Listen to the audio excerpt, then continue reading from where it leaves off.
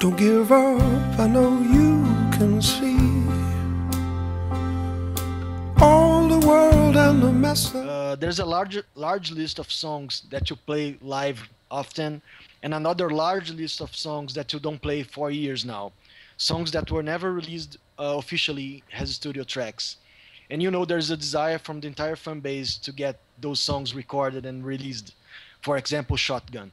So are there any plans to one day record them, or in your head they are what they are and you just move along and just look forward and forget about it, and people should just Oh, think I about don't. the live Yeah, yeah, versions? yeah. Well, I don't. I don't. I mean, I like those songs a lot too. And so, and actually, this when we first started talking about going in the studio this time, and we've talked about it a lot. Um, uh,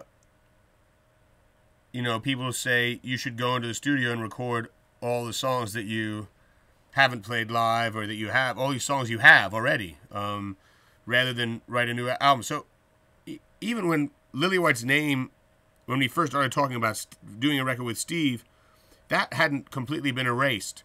And then I started thinking about it, and I said, I want to make a new record. So that was just me being selfish, because I'm like, wait, I don't want to record those songs. I want to write new music. So, and I know some people will be disappointed, but hopefully they'll like having new music.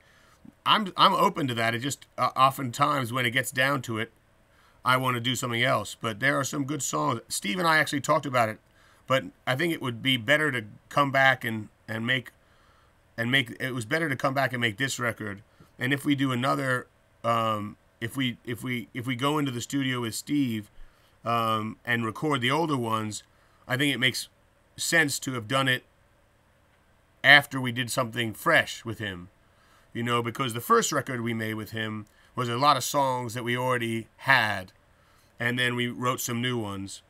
And then the second record was a lot of songs we had, and we wrote some new ones. But the third, but Before These Crowded Streets was essentially all new, and although that was a real difficult record in some ways, that record to me is really great musical statement from the band. And so I would rather, when we were going back in with Steve, I didn't want to go back and I loved the first two records, but I wanted to go back and emulate. If I was going to emulate any record, it was going to be that one, just talk, and it would happen, like, even though we were talking about doing some old songs, once I got on the phone with Steve, right away we were like, let's not do old songs, even though that's been talked about. Let's do new songs.